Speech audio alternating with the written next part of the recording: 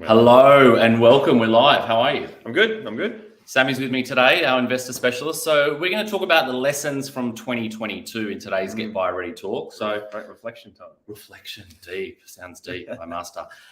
We've learnt a heap this year, as we always do, and we're constantly learning all the time with property, because whether we're buying or selling for clients or we're doing it ourselves, and because we walk that path ourselves, both Sam, myself, Drew, Lisa, the whole team here are avid property investors. So we walk the walk, talk the talk, but we're constantly learning. So let's get back to the lessons of 2022 and what we've had come through so far. Yeah, so I wrote a few things down. Big part of 2022 as we were getting off the drunken highs of 2021, seeing that record growth rates of 25%. It was pretty insane, wasn't it? Yeah. Last year's run. Yeah, I mean, like your experience, have you seen something like that before? Because in mine, I can't recall 25%. No, not like that. I've seen lots of strong, bull markets like this, and everyone's got that FOMO in terms of buying, and people are wanting to hold long term because everything's rosy, and then things can shift so fast. But it's the speed at which things change, which is quite dramatic and can be scary for some people. And it's been a real sort of polar opposite year, because we started the year, and even in certain areas in Australia, the market continued for some time into 2022 on that bull run, and then it got real bearish real quick in lots of parts of Australia and lots of markets that we work in. So we saw the flip of that, and it's been quite an amazing roller coaster. So part of that leads into markets within markets. Markets within markets, and it's a pretty common investor term in property as well, but also if you go into the share markets as well. But the whole point around that is you've got to dive into the numbers. So you're obviously pretty aware that the media at the moment are sort of poo-pooing the property market, saying there's going to be falls. I mean, I think ANZ came out with a potential 30% fall, but I like to look further into the numbers because it gives you more clarity. So when you're looking at that, the best example I can find at the moment, so year on year, Sydney as a whole is down negative 10.7%. But then you got the flip side of Adelaide. So that's a 13.4% on a growth stage. So that's actually been growing throughout 2022. Yeah. And then once again, you can go further into those markets themselves. So there's pockets within Adelaide that have outperformed. And pockets within Sydney. I've been seeing things for different clients in the last couple of weeks, as we just bought in North Narrabeen last week for a client. The Northern Beaches has been hammered. Eastern suburbs has been hit really hard as well in terms of a softening market, but other pockets within Sydney has performed really well. So it is a matter of markets within markets, not just at a national level, but right down to a local suburb area as well. That's my puppy saying hello and Merry Christmas to everybody. We'll let him talk for a second and then turn him off. But let's jump into the next one as well. So before we jump, you got something else to add on that? Asset selection is key. I mean, what we do here is talk to clients every day. It's looking at the market, looking at what those key areas are, and then drilling down even further into asset selection. So we coach and educate a lot of people on that front, especially investors, but even owner-occupiers as well. So if you do need help on that, obviously just reach out. It's really important, and I can't hammer home enough that, I mean, you're making this one purchase, and it's hundreds of thousands in our case as well. We look at millions of dollars. So getting it wrong can cost you a lot of money. So just reach out and get good advice from those that are doing it every day. On that note, I had a client this morning that we've bought a few times for in 2022 who's an investor interstate, and was talking to me about some buyer's agents that they follow in the marketplace as well, in terms of some of their media commentary or market commentary. And part of it, when they unraveled that and they went and talked to that buyer's agent specifically, was that you kind of had one shot at buying a property. So you paid a retainer and they were going to basically tee you up with the property that you were going to buy. And if you didn't buy it, that was the end of the retainer. And this just goes back to the issue that we've seen over many years, that we're unraveling people's purchases when they bought the wrong asset. Don't settle for just it's one or nothing.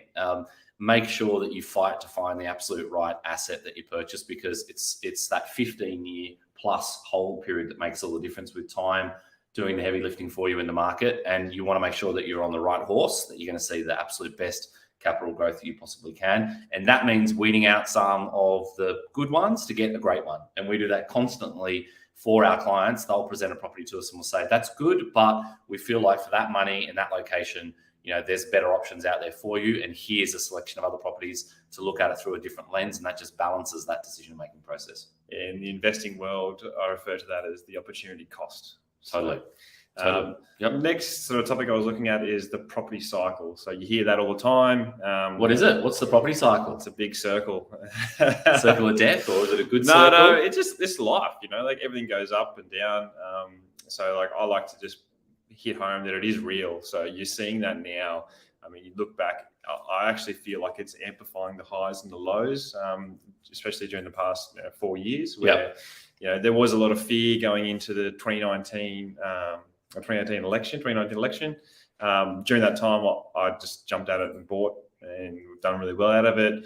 And then you except for all your bills this morning with broken water heaters and everything else. The life and times of a property investor. In saying that, I mean, like to make a couple $100,000 and then just replace a hot water system, I'd take that every day of the week. Absolutely. I just meant it's a roller coaster, isn't it? It's not all. No, it's not roses. Roses. When you're investing, you got to take the good with the bad. Yeah, but you anticipate it, and that's another thing that we coach on too. Totally. Not to sort of go too far into that of what we do every day, but talking about the cycles, you've seen it. So we're in this shoulder season that we're talking about now. So compared to this time last year, where people were basically just jumping over themselves, just getting into a property and paying $50,000 to $100,000 on the wrong asset. Back to your asset selection point. Yeah. So a big part of my philosophy in life is the only constant is change. So just accept that is what it's going to be. Now is a really good time to actually, in my opinion, invest and to buy property whilst everyone's fearful. That classic quote, which I don't need to repeat. Yep. Thanks, Warren. But also it's your personal circumstances too. So with the investing in property, you've got to look at the long-term time frame. But now we're seeing this shoulder season coming through. From where I can see, it's going to change. It will shift into more of a neutral market. People get used to the new normal, and then we'll see another growth phase. Absolutely.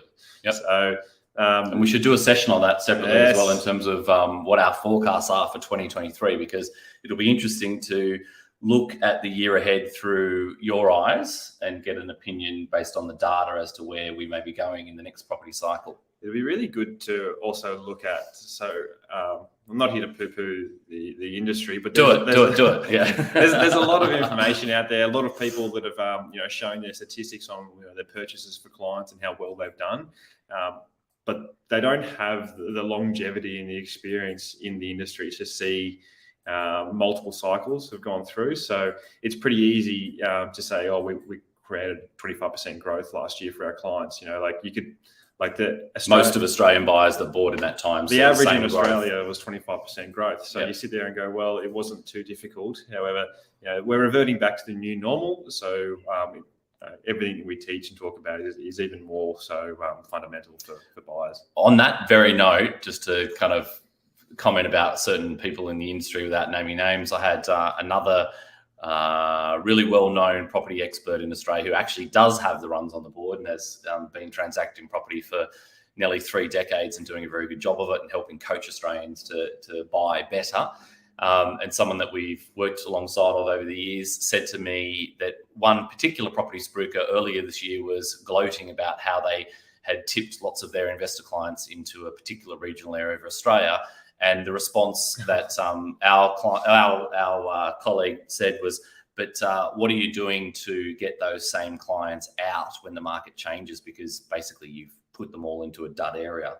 And at that point, that person went very quiet. So all good to be a hotspot for 5 seconds in the sun. But when the market cools, and if you're going to be in in that property cycle, as we talk about, where it just doesn't see much growth, unless there's a rising tide of the whole market, it's not necessarily going to be the best option for you to invest in. Yeah, well, if you're investing for 10 plus years, which we are advocates for, do you go into that location that sees 40% growth in 12 months and then does nothing for 5 years? Or do you go to the 9-10% growth location year on year, and it's got the fundamentals too? And then from a risk perspective, going back to the cycles, when it does slow down, how are they going to perform from an overall basis? The hard thing to understand with this as well, and you talk about seasons, like being in the game for a long time and watching these different cycles happen over time, which we both have done, having been in the property industry our whole careers.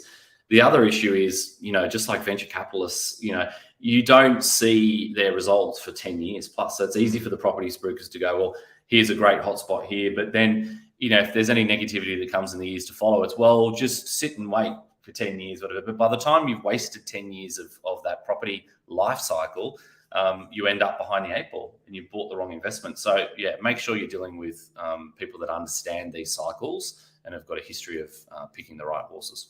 Oh, let's jump into something else that's really important to me, and that's the importance of negotiation and speed. We talked a lot about that. In any market, really, it's crucial for me, but especially in this shoulder season.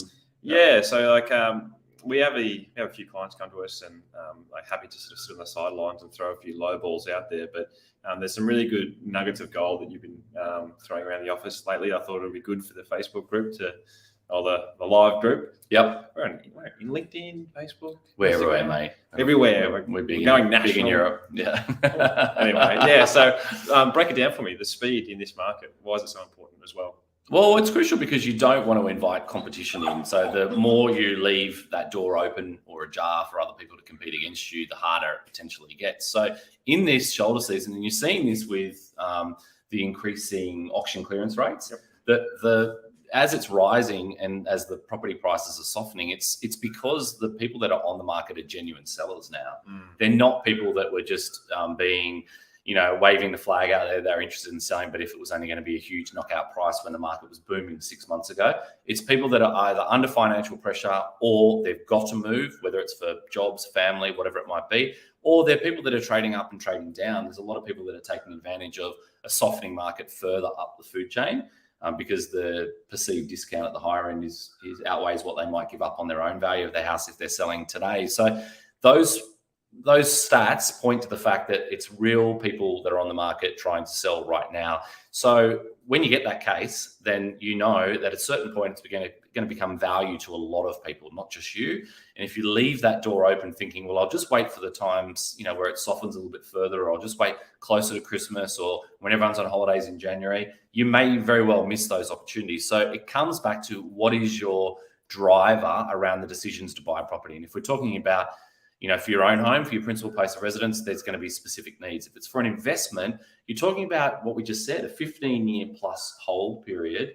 Whether you time the market in December or you time it in June is not going to make a great deal of difference in a 15-year period. No. What you want to do is buy the right asset. So if you can find the right asset right now with less competition, you should absolutely move with speed to make sure you control that negotiation and buy it on the best terms, and you don't effectively lose that opportunity. So I think whether it's boom market or softening market, speed remains crucial to your buying success. Yeah, there's a lot of strategies that we do throw around the office too, that in different markets. Obviously, it's our secret sauce in that way, but there's a lot more to it than just throwing an offer out there and seeing what comes back. So. Oh, there's a hell of a lot more to it. And we've spent months here talking every Wednesday on the Facebook Lives about some of the nuances that goes into the art of negotiation. There's a lot to it. It's not something that people can just learn quickly themselves. And we say it every week, but it's not something that you want to learn by making mistakes. They're huge financial assets, and it's important that you get it right first time. So either take the time to get educated to learn these things so you can see what's coming before it actually unfolds in front of you when you're dealing with an agent or you're doing your due diligence, or outsource it to someone who can do it for you at a low cost and make sure that they take the risk out of that process. Yeah, to put a few figures around that, if you buy a $500,000 asset, you're looking at a $15,000 stamp duty. And then if you get it wrong and you want to sell it, you're looking at about $15,000 to $20,000 in agent's fees. So just before you blink, you're in the red by 40 to 50 grand. So what's that worth to you? That's kind of what the whole message is to people. Yeah, and the problem with that is there's some people that can stomach the loss and will do it. But from my experience doing this for nearly 30 years, most people, from my experience, as I say, don't sell and take the loss. They sit there with a dud asset. Yeah, I've been there in the share market trading. Yeah, and so they won't take that haircut. They won't take that dose of reality. They'll stay in the game long term with a dud asset, hoping things change. And they probably won't change over time. You may see okay growth in that rising tide every few years when there's a cycle boom, but you're going to miss out on those every years where you should be getting 7 to 10% growth, and that compounds and it just snowballs, and you're really missing out on, on a $500,000 property, you might end up on a couple $100,000 that you miss out on over a 10-year period. Yeah, and that can be a deposit on another house to then increase your portfolio and de-risk it because you've got multiple assets in the market. But anyway. All right. Well, let's jump into the next one. So how does the media play a role in these property cycles that we just talked about? Reflect on where we are now and where the past 2 months have been.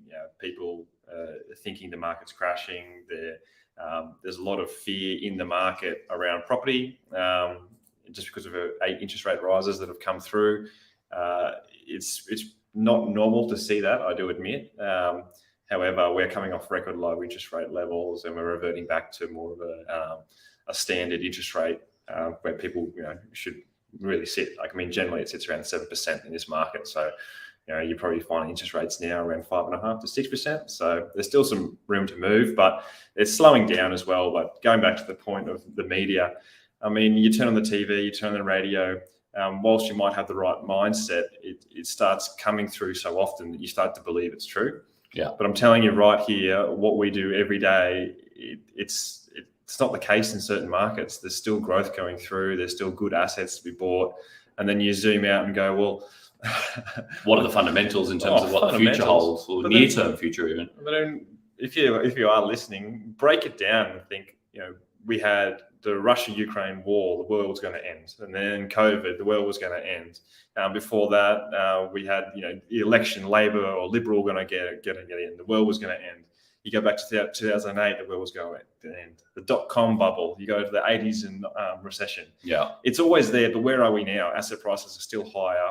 And the key is, for me, is to find those assets in these types of markets that I'm going to have in 10, 20 years that is going to continue to add to my capital growth. So I don't have to work for the money. My money's working for me. Yep, makes perfect sense. One of the big things for the media that I'm seeing, both in the property industry and also even in kind of the investment or startup world overseas in the US and Silicon Valley, and also as I listen to a lot of that stuff, like I'm really interested in that startup world and prop tech in particular, is that, if you drill down into the Australian media landscape, it's Domain and realestate.com are the two main horses, both of which are owned by the biggest controlling media companies in the country. It's their job to keep your eyeballs on their headlines and on their stories because it's going to keep property top of mind.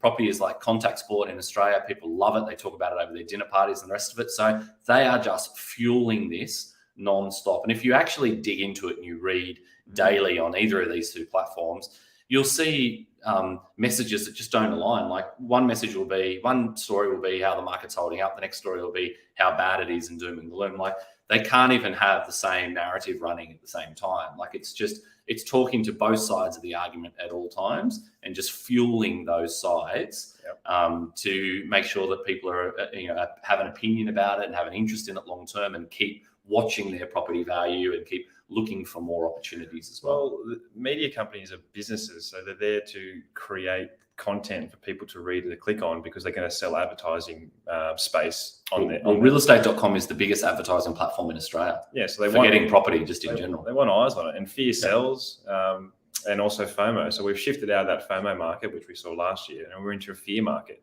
And those clickbait campaigns, they're getting eyeballs. And then businesses see those that level of views and they go, well, I can get in front of that. I'm happy to pay $10,000 just to get my space up there. So just look into that and look into the psychology of how it works to understand why I say, media does influence the market. They spin it. And now that's probably a good segue into part of the thing that we see in the media a lot at the moment, which is interest rates, right? So, Philip Lowe becomes like a front page celebrity in Australia, for good or bad, depending on what your take on that is. Well, it's bad at the moment. He said no raises until 2024. That was 2024. But whether, again, this is why I think it leads really good into not over leveraging yourself, not stretching yourself too thinly. And this is what's so topical in the news at the moment around interest rates. So why shouldn't you kind of, if you're saying that it's a good time to buy right now, and time is going to do the heavy lifting, then why wouldn't I leverage myself up as a buyer and borrow as much as I possibly could on the proviso that I'm going to see extreme growth over a 10, 15-year cycle? Well, there's no guarantees. That's pretty much the way it works, right? Like in the short term. In the long term, I mean, you don't guarantee anything investing because it comes back and bite you in the butt. But I mean, if you look at historical performance of where property is, as I said to you prior, it's worth more. But looking at that from a over leveraging point of view, one, you don't want to stress yourself out. It's not about, yes, it's about making money, but it's also about creating a lifestyle for yourself. And if you're pushing yourself to limits in these situations, you never know. It's not just interest rates. It could be family matters. It could be your health. Broken hot water systems, aircon units, things like that come up. And if you're pushing the absolute limits, you're going to get there. And then when these changes like this come through, it starts affecting your mental health. And that's the most important part. It's not about making money, because without your health, you've essentially got nothing. So focusing on those things, and even from an investment perspective, if you're over leveraging yourself, you're also handicapping yourself from investing in another asset in a different market as well, whether it is more property in your portfolio or whether it's going into shares or starting your own business. It just constrains you as a human, and I think it restricts growth if you go into the wall.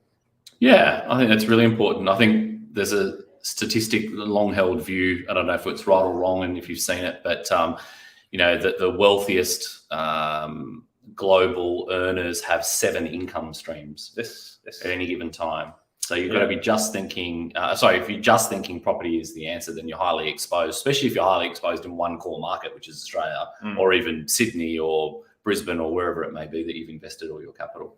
Yeah. Also, I mean, this is my soapbox thing, but if you're buying things to impress people you don't know or you don't like, then maybe you got your head in the wrong space from my end. So just live within your means, but also invest for your future and do what lights you up. Makes sense. All right. So why a long-term strategy when you're buying property? Why is that key to property success? Well, if you look at the markets, right? I mean, the share market's a fantastic way to look at this. So it goes up and down very quickly. It's a lot more sporadic, volatile in that sense. And same in property, but it just it's less volatile from a percentage basis. So if you look at it, you can get quite stressed. I mean, if you're over leveraged to the hill right now, you're probably freaking out a little bit. You might be in negative equity because you bought probably January, February this year, and then markets pull back in certain areas. But if you have the propensity to ride this out, you're going to be better for it.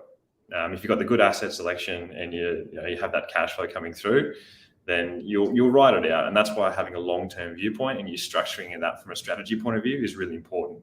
That's why, the not over leveraging as well is key, isn't it? Because otherwise you're stressing while the market's down. And really it's just a paper value. It's the same with the stock market. If you're in it, like, you could go up or down, You don't lose until you sell. Yeah, like you see Elon Musk lose $80 billion on paper, but it doesn't change who he is day to day. He's still doing the same thing, still got the same mission. And really that's just the public's perception of what his company might be worth. And he'll have a completely different version of that value in his mindset as well. So if you don't overcapitalize, then you can just sleep and let it ride through those periods and have that long-term thinking, isn't it? And also be confident and opportunistic in markets like we're in right now. Absolutely. All right, cool. So the next one is, why is it important to seek advice from those with experience, knowledge, and high levels of activity in the property market? Well, you don't know what you don't know. Yes. That's pretty much the best summary I can give. I like it. But I mean, as an example, I mean, I've been in property my whole life. I've got degrees in it. I've got experience. You've got, 28, 29 years. 29. I don't want to show his age too much. Yeah. But I mean, that experience, you just can't replace it. You can buy a few properties and you understand how the process works, but really honing in on that level of experience, we're still learning lessons today. Absolutely. And even on Friday, we bought one in Sydney, and we were talking about the client not having access to the deposit, to pay the deposit. And we're in effectively a contract race to secure the property by close of business on Friday. And the solution to that was, rather than chasing down money from friends and family and us and trying to pull together a 5% deposit on the night to exchange, because it all happened so fast, was to go old school and go find someone that had a checkbook. We used the check to then basically cover the deposit, which wasn't banked when we asked the agent to hold off on banking it, until we were able to replace it with the real cash deposit online on Monday. Little things like that is just thinking outside the square. That's just one quick example of the last deal on Friday that we closed for a client that had something that was out of the ordinary. And unless you're in those situations time and time and time again, you just don't understand what potentially could go wrong, what potentially could save the deal and bring it together. You've seen me this year so many times. There's been issues with contracts of sale where I'll pick up things that even the solicitor or conveyancers have missed on the run. Pick up things of agent game playing from way in advance of it actually happening, because I can see the path that it's going to go down. I've got to jump in here. The one we did last week with there's a valuer coming through. Is this your valuer? Oh, yeah. Oh, that's something I've never seen before either. And, Scott saw straight through it. And because it did, I was like, oh, obviously there's another purchaser. And then he did. He played the valuer card, another buyer. Yeah. So that was the property that we mentioned, I think, a couple of weeks ago in Drew and I's chat, which we ended up buying in Wollongong last week. And the agent tried to introduce competition via the introduction of a valuer that was supposedly booked for another purchaser, which I said to the guys in the office here that I think that's a furphy. I don't believe that's the case. And the agent's just introducing competition here to make our job harder and for us to pay a fuller price. We explained that to the client, and with the client's permission, I was able to stick to my guns and stay strong. And we bought it for exactly the price that they wanted to, saving them a lot of money below the target price. So that it's just little nuances like that you just pick up with experience. So that's exactly to that point. You've got to be in the game a long time to understand how this thing works. Yeah, and going from a negotiation point of view, I've got to hit home on this, because every single person has a personality on it, obviously.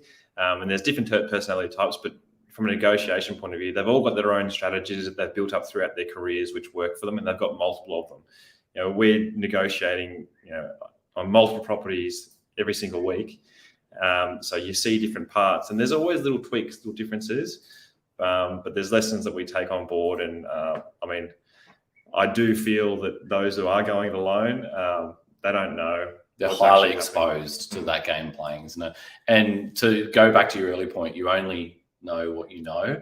If you completely get bamboozled by an agent and you don't even know what's happened in the background, you'll think that you purchased really well. You won't know how much money you've left on the table, because a good agent will fleece you with your eyes wide open. So that's what they train to do in the background, is to get the best possible price for their client no matter what. And unfortunately, there's a little bit of collateral damage along that way, which is always the buyer, not the agent.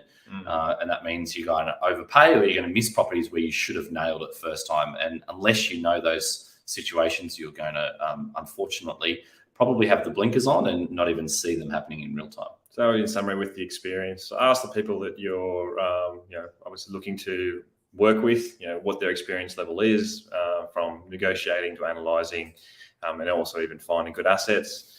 And then are they walking the talk? You hear that all the time, but it is very important, because you've got to be passionate about it. Otherwise, from a business perspective, it becomes more transactional, and you lose that. I've seen it in businesses that I've worked with, and they take the client's best interests not as strongly as they used to, because they've just got so many clients coming through. So ask those questions and hold them accountable, because if something doesn't work in the way you expected, at least you've noted that down. You've asked those questions. You can come back and sort of grill them about it down the track. So fair enough. Now tell me, you've got another question here of what the value of a great real estate agent is over an average one. Oh, yeah. So what were you going to? What did you want to talk about here? Well, it is really. I've been learning a lot in the past few years around good real estate agents. My initial thought as a valuer was, they're all the same. They're just real estate agents. They're selling property. It's not that hard. And in truth, it's not hard in a really booming market. The hardest thing is to convince someone to give you the listing. But in this market, it's just it's chalk and cheese. You're talking to them every single day. There's some agents that they position you in a certain way, which is, I mean, from a comparable analysis point of view, they don't know their market. They don't know the sales. They're basically just putting a number out there which the vendor wants, and they don't really have that experience from a negotiation point of view. And if you're selling your asset and you've got one shot at it, you want to make sure you've got the best agents selling your asset. We obviously negotiate against assets on the buy side, but we also help with agent selector as well. So there's a lot more to it than people think. And I mean, from an outsider agent perspective, they don't get enough credit for, some of them make a shit ton of money, and they do it because they're making their clients a shit ton of money. They're managing expectations. That's the hardest thing, right? Like you're balancing, you said it first there as well, which is like, it's the agents that are really good at listening and controlling the market like that have got the ability to manage their sellers' expectations. So even in a rising market, they still have the ability to list and control the expectations and keep them in check so they can match the buyers with the vendors' needs and wants, price-wise and terms. And it's the same on the reverse of that in a changing, softening market, which it is now, that you've got to manage your sellers' expectations of getting a higher price than possibly they're going to end up achieving based on where the buyer interest is. So those are the agents that are really worth their weight, but also those are the agents that are typically very well trained in scripts and dialogues, and they've got the ability to convince you really easily about what you might need to do. So we're balancing that. Like we play, I guess, the devil's advocate role, certainly when we're looking for our clients on the agent selector side, to take away that salesmanship and then really dig down into what a property is actually worth and to take that game playing out of it, isn't it? And that's hard unless you're really experienced. Well, you're not, there's certain words that they use as trigger points. But we know when to expect them, why they've used them at certain points, and what that means. And then we can kind of start from a different slate, I think, and that just gives our clients an unfair advantage when they're dealing with agents. It's definitely the same on the buy side. You said it just then again, that they'll position you at a certain point. We just constantly used to this. When I pick up the phone, there's always another buyer interested, even when the property's been on the market forever. They'll use certain words and dialogues to position you at a set expectation, because that's where their client is and that's where their client needs to be. But if you ask the right questions, you have access to the right data, then you're able to unravel that and start to piece together a different puzzle that suits your buying needs better. Yeah, and I think that's where my weaknesses is negotiation, and my analysis strengths is, I think we've got a lot to give to this world. So, we've got all these sides covered anyway. So, in terms of understanding the data and understanding agent game playing, because I sat there in that seat for over 2 decades. So, how many decades? Yeah, too many.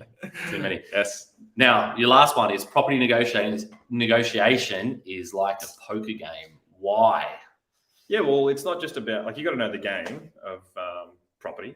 And you're not just looking at it from what's the property worth. You're also taking into account human emotion, both from the seller and the agent as well. So and also you got to understand what period in the cycle that we are in. So we're in that shoulder season now. It shifts, and it shifts pretty quickly. And just being in a market every single day buying property, I mean, that experience alone is so valuable. And I just say, you got to be in the market analyzing each property. I mean, we talk to clients about trying to look through at least 40 properties before looking to buy. 50. Yeah, 50, I think. And a lot of people turn around and be like, 50? What? That's a lot of properties. Yeah, why would I waste my time doing that? Why would I waste my time? Well, why would you waste your time spending $800,000 buying the wrong asset? Is the simple question, question and answer for that. So poker is a multi-pronged approach. You've got to understand how to play poker for one, but then you also got to understand how to play your opponent. And you're learning in each engagement we have with agents. Scott always says you got to learn something from each offer you put forward. Otherwise, you're just wasting your time. You're not learning anything from the process. So that's how I refer to a poker game. Yeah, I think that's true as well. But I've been thinking about this yesterday and today, where we've been talking about this this particular point. I think the interesting thing that we do when we negotiate is we ask so many leading questions that we're looking for very specific information. So I'm digging the whole time with my negotiation strategy, that by the time I actually pick up the call to speak to the agent again about starting the negotiation, we already have pieced together the puzzle, and we already know exactly where we want to be from the data as well, that we can make that negotiation short and fast, and we typically get the result we want first up. Yeah. So there's a lot that goes into this that is in the lead up to the actual event, and that's very much like a poker game. Is like you're building towards something, you're bluffing in certain areas. We will bait people at certain stages when we're talking to agents to tell them a particular story about our timing or our needs or our interest in another property, for example, and then we piece all of that together carefully. So if you haven't got the ability to do that and to understand why those things are important, then you're going to get out negotiated by a sales agent who knows exactly how to play those games, because they do it day in, day out. Now, you might be buying one property every 13 years, which is the average in Australia. A good negotiator or a good real estate agent is probably negotiating on multiple properties every day, 6 days a week. Okay, so they're playing this game with one eventual winner on that property, but potentially there's 5 or 6 negotiations that are going on live on just that property with other purchasers that are going to miss out. So you don't want to be that person that misses out, unless it goes to a price, of course, that you're willing to walk away because you know exactly what your target price is before you start. I learned a lot pulling analogies, but doing renovations, you learn a new skill. I learned how to caulk. I learned how to do, minor plumbing fittings and fixtures, and how all that works. It takes me so long, but I get it done. But then I never do it again. And I'm like, well, why bother? What's my time worth? Like I'd be better off, doing like finding and analysing and negotiating on properties for people, because my hourly rates, better on that front, rather than me doing home handyman Sam, and then also getting a worse result compared to someone who does it every single day. So. I'm guilty of being an outsourcer, and I have been since the day is old. So I don't know if that's a laziness thing or what it is, but I've always been an outsourcer. So when it comes to property, obviously I'm in the game, so I haven't had to outsource too much, but I definitely do on the data side, like, where my skill set is at its weakest compared to you, that's your strong point.